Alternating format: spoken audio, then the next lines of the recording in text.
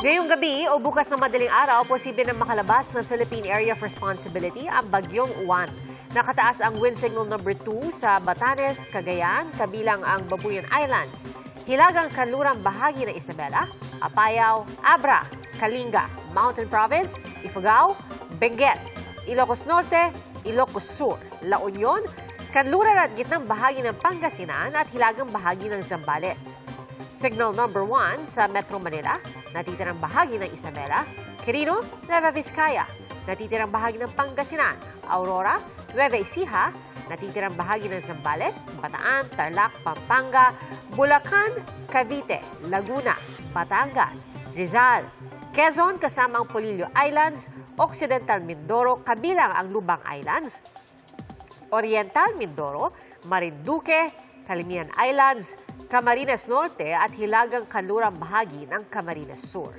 Huling namataan ang sentro ng bagyo sa layong 235 kilometers kanluran hilagang kanluran ng Sinay, Ilocos Sur. At kahit papalayo na, nahahagi pa rin ito ang mga kaulapan at hangin ng ilang bahagi ng bansa. Pero ayon po sa Pag-asa, may posibilidad na unti-unti itong mag-recurve at bumalik sa loob ng PAR sa Miyerkules. Nadamay po ang pamilya ni Allen Ansay sa pananalasan ng Bagyong Juan sa Camarines Sur. Ayon kay Allen, malapit sa dagat ang kanilang bahay. Iniakyat daw nila ang lahat ng kanilang mga gamit at pagkatapos ay lumikas. Ligtas naman ang pamilya ni Allen. Sa panahon ng sakuna, nangibabaw po ang mga rescuer na buong tapang na sinusuong ang kalamidad. Kagaya na lang po sa Verac, Catanduanes kung saan sinagip ng Coast Guard ang isang stranded na residente.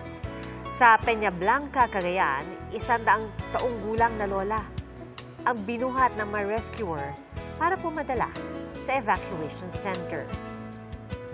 Ang GMA Kapuso Foundation naman nakapag-abot ng tulong sa 3 coastal barangay ng Catarman, Northern Samar. Ganyan din po sa Goa, Camarines Sur at sa 4 na bayan sa Cagayan. Salamat po sa inyong pagsaksi. Ako po si Pia Arcangel para sa mas malaking misyon at sa mas malawak na paglilingkod sa bayan. Mula po sa GMA Integrated News, ang News Authority ng Filipino.